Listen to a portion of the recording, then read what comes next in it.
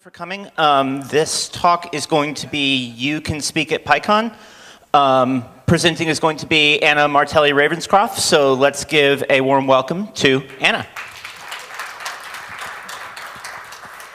Thank you all for showing up after lunch. Hopefully I'll be able to keep you awake. I am a member of the PSF, and I'm also on the program committee for Pycon and OSCON, and have been on EuroPython and a few others. So I've been doing the reviews and things for a while.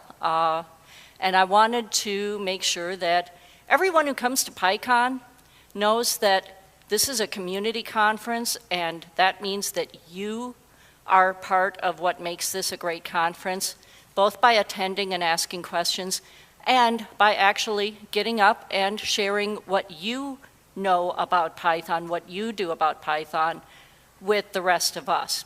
I have a question. How many people have actually spoken at Pycon? Lightning talks? Okay. Great. How many have submitted proposals that didn't speak? Okay. And how many have spoken at other conferences? All right. Woohoo! How about user groups? Okay, good. So that gives me an idea of what my audience here is.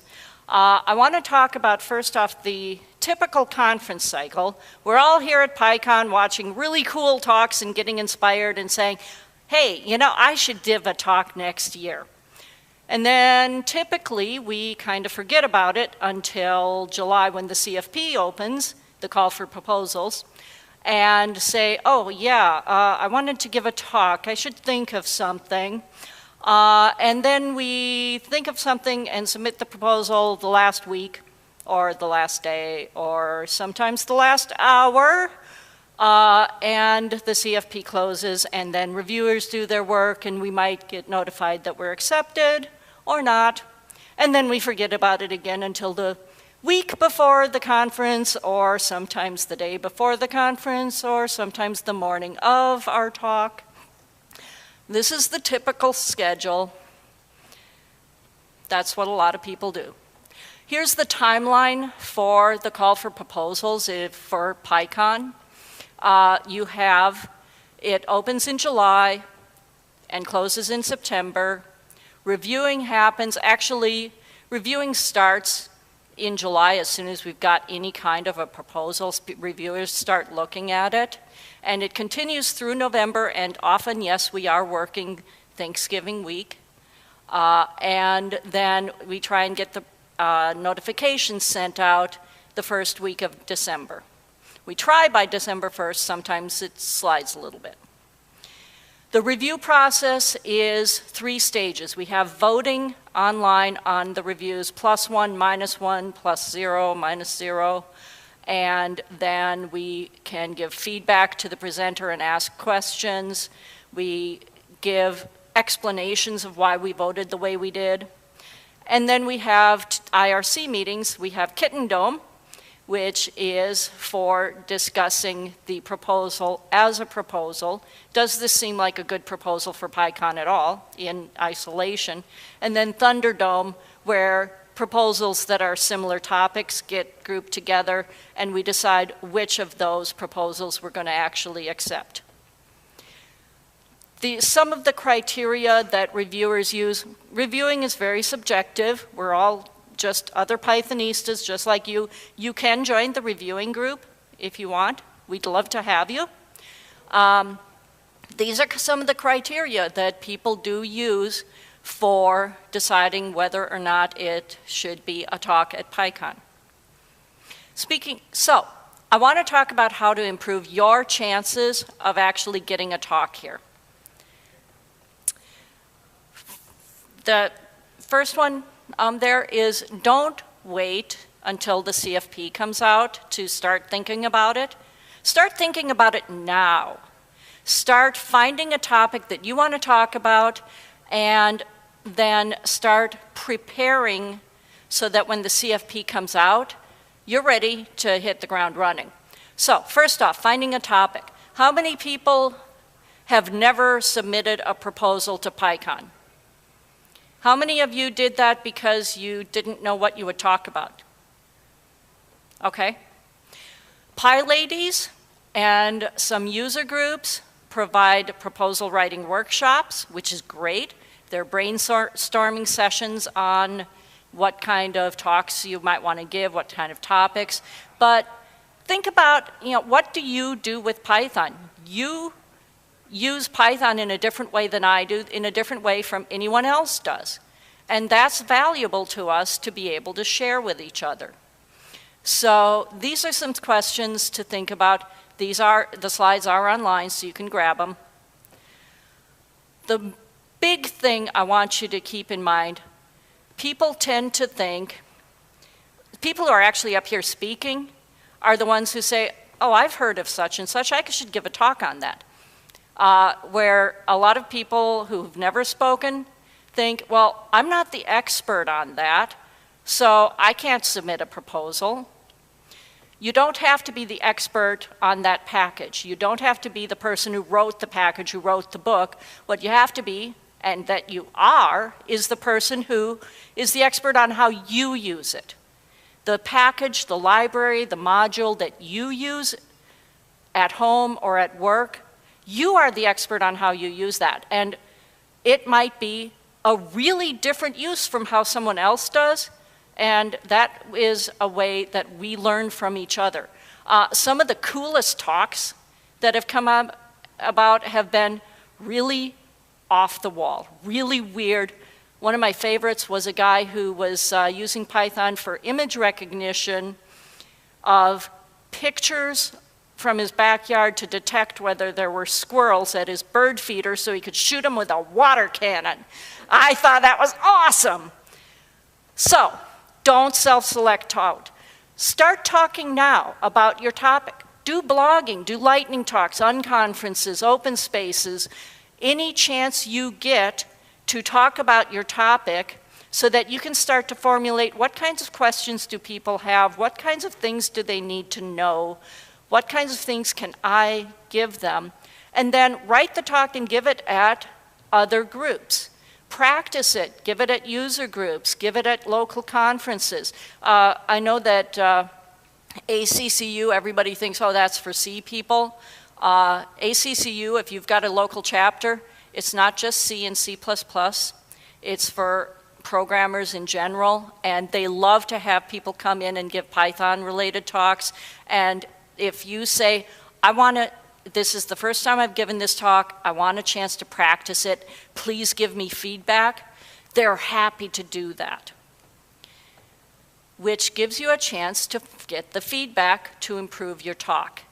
You get to ask them, what worked, what did not work, what was confusing, what in the flow didn't really work for you, what could I do better? There's a billion resources out there on improving your presentation skills. There's books, there's blogs, there's YouTube. Look for those, use them. And think beyond the slides. Think about things like body language, about tone of voice, about whether you use a lot, whether you're making statements or asking questions. Add stories and anecdotes to your talks. Add audience participation. Where can you add it that makes sense for your topic? And video is your friend. A lot of these user groups will video your talk. If you can't get that, stick your phone over in the corner and video yourself and look at it and see what things you're doing that work and what doesn't work. That's how you catch those little things like which you want to try to avoid. Submit early, submit often. We talked about the CFP timeline. If you are submitting early when there's only 2 other talks there for the reviewers to look at, the reviewers have lots and lots and lots of time to give you feedback and ask questions so you can refine your talk, your proposal, so that it gets accepted. Submitting at the very end everybody's proposals are out there, and we're in a time crunch to go through hundreds of proposals, and you're not going to get as much feedback. You're not going to get a chance to refine your proposal as much as you could have. Submit multiple talks. I know that this year we had one guy submitted, I think, 3 different talks on the same topic from slightly different angles for different audiences. And what we ended up doing was accepting one talk, having him roll some of the other into the first talk, and then deciding the third one just sounded like a sales pitch and we didn't want it. Submitting to multiple venues, the more chances you get to talk about this stuff, the better you are. The more you talk in front of people, the better and more comfortable you'll be giving presentations. This is the feedback that I talked about. Make sure we have a good address, a way to reach you.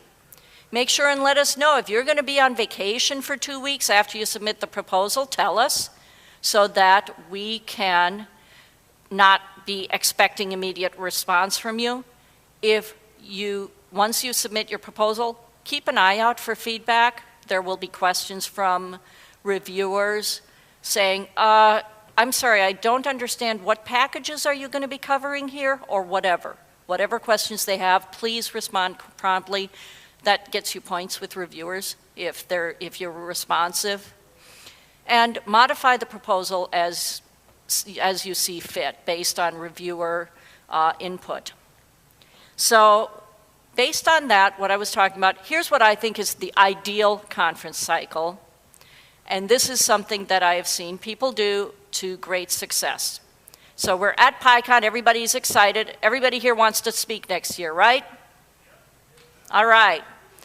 So you think of a topic here at Pycon or next week when you get home.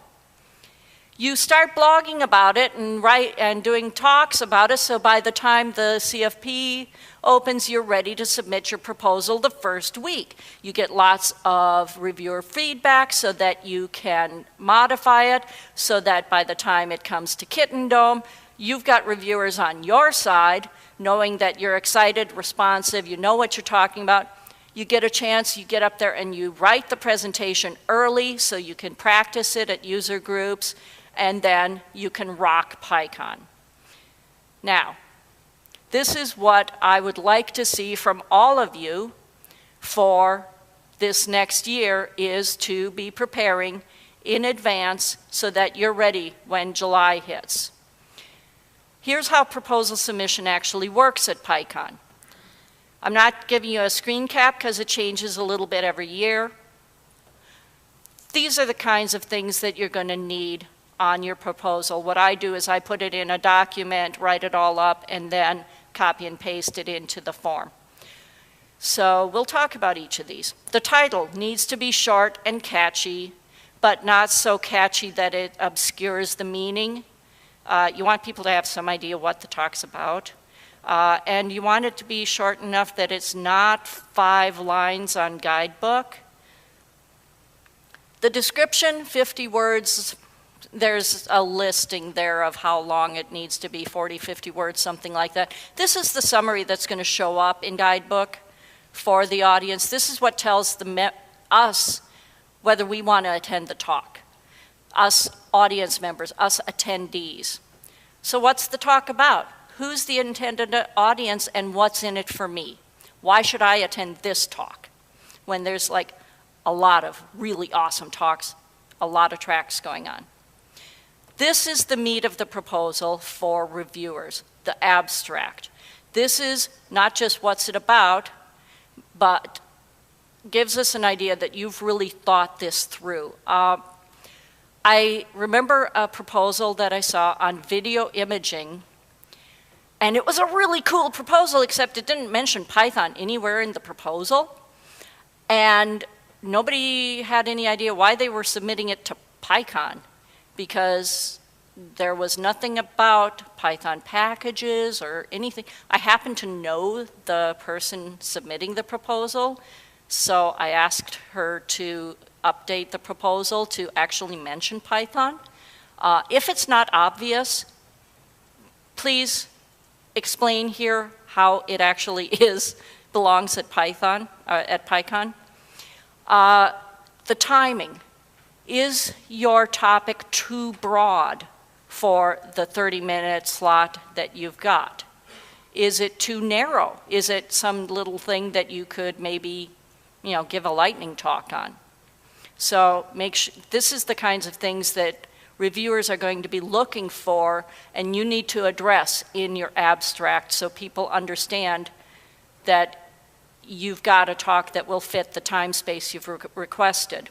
In order to show that you know how to use your time, have an outline. If you don't have an outline, they're going to ask you for one. So just put it in there to start with.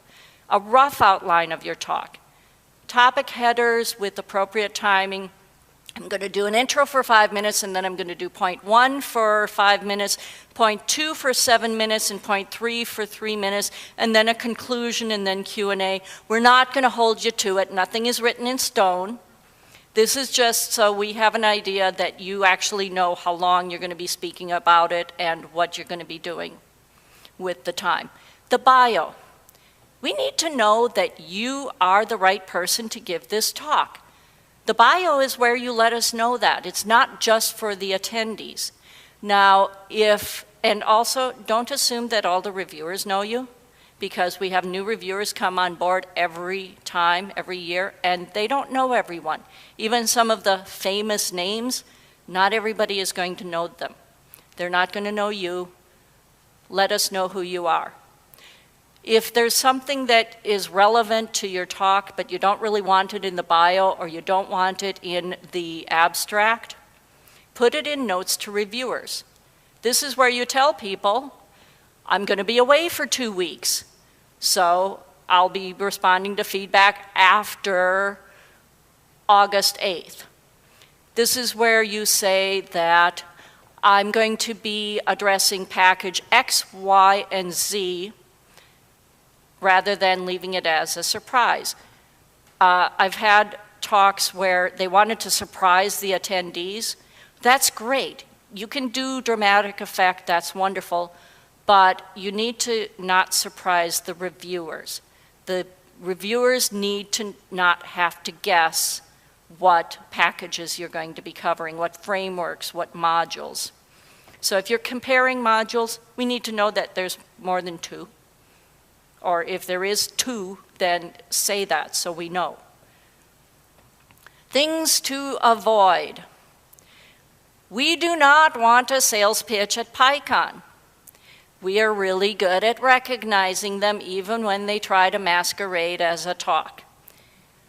We're not perfect, but we're pretty darn good. So don't do a sales pitch. Typing instead of slides. And internet-required talks. Both, we want to know that you've got a backup in case we don't have internet for you. And we don't want you sitting there typing in the terminal to run something. Nobody can see it in the back.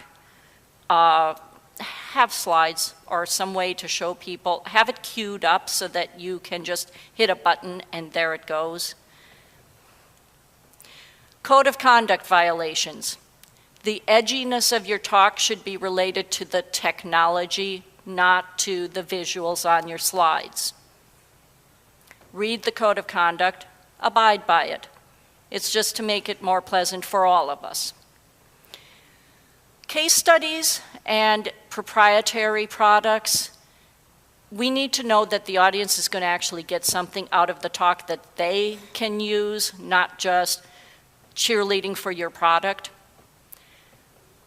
45-minute talks have a higher bar to jump through than other talks. If you're submitting a talk, submit a 30-minute talk. Unless you really, really, really, truly need 45 minutes, and then you better have a really good outline. And you did the correct goat sacrifice at the full moon, okay? Live demos tend to bite people in the wrong way. So be real careful about any live demos, just because they can go very, very wrong. If your talk isn't accepted, please do not take it personally. It's not about you, it's the fact that we have hundreds and hundreds of talks. Luke, how many talks did we have this time to go through? 618, and we have under 100 slots. We actually added a track this year because we had so many talks, but we have to narrow it down to like 1 out of 6, 1 out of 7. So if we don't take your talk, it's not because your talk sucked and you suck too. It's about we've got to balance how many Django talks, how many talks on best practices, community, all of those things. Consider doing a poster or a lightning talk or an open space. Posters are really good if it's a new technology, a new product or package that you're working on that really nobody's really played with it out in the wild and you really want to get it out there so people know about it. Use a poster, submit a poster proposal for that. If you've submitted a proposal for a talk and it didn't get accepted, you can resubmit it as a poster and you may be getting accepted for that, and then you can get the info out there, and then you can develop for the next year to do a talk. And try again next year, maybe on this topic or maybe on another topic, or both. More submissions are good. You can submit on 2 different topics. I did this year. One of them got accepted, one didn't. The important thing that I really want to get across to everyone here is you are our speaker pool. We want all of you to submit proposals because the more of you that submit proposals, the better the pool is for us to accept talks and to find a way to make the best program that we can make. If you don't submit a proposal, we're never going to be able to get your input, and we really want that. We really need that at Pycon to make it the best Pycon it could possibly be for everyone. So, questions. I want to hear from people who have not submitted a proposal. What are some things that have held you back? And there's a mic here. Or if you have questions, feel free to, I want to hear from people. If you have a question, go ahead and line up behind the mic here. If you're way over here, you can come to me. Hi, it's Shay Silverman. I had a question about how you're saying the live demos, they can bite you in the behind. I found that when I come to Pycon, I love watching the live demos the most rather than just looking at slides. Is there any way that we could, what would be the best practice for our proposal to say, I have a live demo here and this is how I can assure you that it'll work? Okay, the best way to do that is you have a presentation that includes a live demo, but that you are going to be able to give people something worthwhile to attend the talk, even if your live demo doesn't work. So this is what it looks like, this slides or whatever, this is what it'll look like, this is how it works, this is how you do it, and here it is, right here, woohoo! But that way, if it doesn't work, they still got something out of the talk. Thank you. Other questions? What's kept people from submitting talks at Pycon? I want to hear from you. Really, we have lots of time. It never crossed his mind. It's a him? Yeah. Okay. Well, I hope that it has crossed your mind now. Other question or reasons?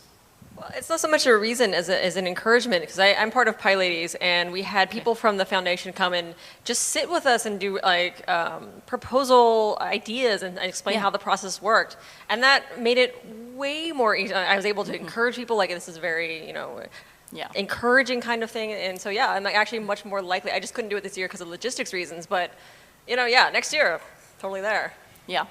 Yeah, PyLadies did do some, not just locally, but on IRC, I believe. Some great, and those aren't just for ladies. Everyone is welcome to attend those sessions. Those usually happen after the CFP opens. I believe. But feel free at your local groups, your user groups, to get together and have a brainstorming session when you get back this month for Pycon proposal ideas. That's a way of bouncing ideas off each other and saying, well, I've got this weird idea. Does anyone think this is interesting? Because that's another hump that people have to get over, is thinking, well, yeah, I could talk about that, but nobody wants to hear about that. And then somebody else hears it and, oh my God, that's the coolest thing. I really needed to know about that. Others? You've got somebody here. Yes. One thing, I didn't know that the call for proposals was open until the last day when it was posted on Hacker News. Like, oh, today's the last day to post something to Pycon. So it's like, oh, I better figure something out. So it'd be kind of cool if that was like posted in, more places when it opens rather than just on the site. Please, if you subscribe to Python Announce list, it's posted there. It's posted as many places as we can think of, but please get onto the list so that you can post it at other places. We encourage more people to get involved so that the more you see it, The more people know. Pycon Twitter channel. Yeah. I have a mischievous question. Yes. If anyone here is interested in reviewing talks, could you talk about the process for being part of that group? The process for that is you email one of us, any of us, me or who is it, Jacob, or pretty much anybody. You go up to the green room and ask and say, I want to help review, and we will say, oh, hooray, here's how you sign up, and now you're a reviewer. That's how hard it is. If you were a reviewer last year, are you still a reviewer? Do you need to reapply? If you were a reviewer last year, an email will go out when it's time to everybody whose current pool of reviewers saying, do you want to do it again this year? And you say yes. And if we don't hear from you or you say no, then we assume you're not going to be a reviewer. But if you just want to be a reviewer, please just contact us. We'll be glad to have you. The more the merrier, really. Yes?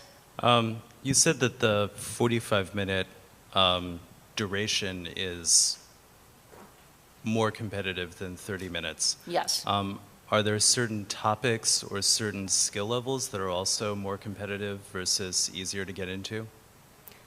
Not like, is advanced really. harder to, or is, No. Django hard? If you're giving an advanced talk or an extreme talk, make sure that it's really obvious that you're qualified, that you actually know what you're doing so that you're at the level that you can give an advanced talk, but there really isn't a competition for more advanced talks versus intermediate versus novice.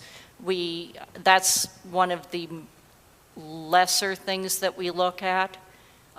We tend to look at what the talk's about and whether and balance the topics rather than, we try and make sure there are some advanced talks and intermediate. We don't have enough intermediate talks. So that's a place where we could use more. And novice talks are always welcome. So yeah, level really doesn't matter. We do have to sometimes avoid turning it into DjangoCon because we get a lot of really cool proposals based on Django, and we don't want all of the talks to be on Django, even though it's a really cool thing. So Thanks. next, wait for the mic. Okay, you got the mic. Yay. So my question is, can you submit videos and things like that with your proposal? Sorry, say again? Submit videos with your proposal. So Okay. there's a link to a video as part of my proposal.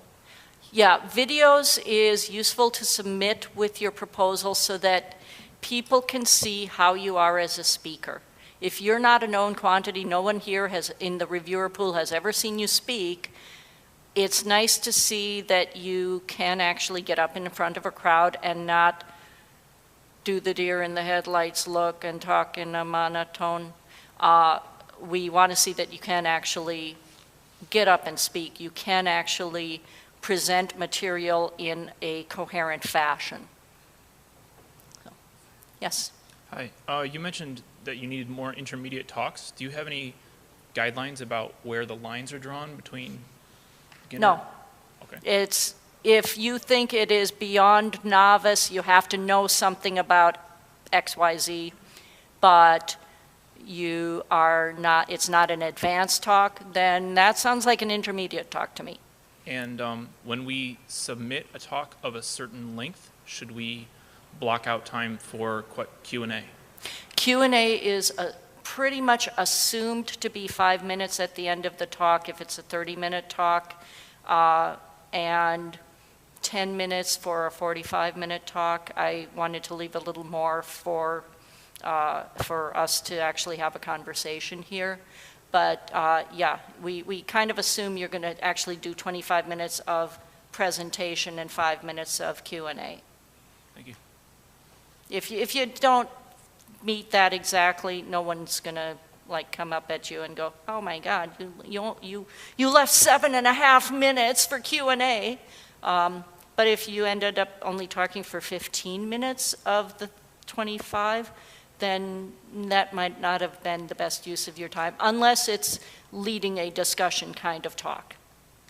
Other questions or concerns or reasons that you might not have submitted a proposal in the past? Okay. Ladies and gentlemen, thank you for coming.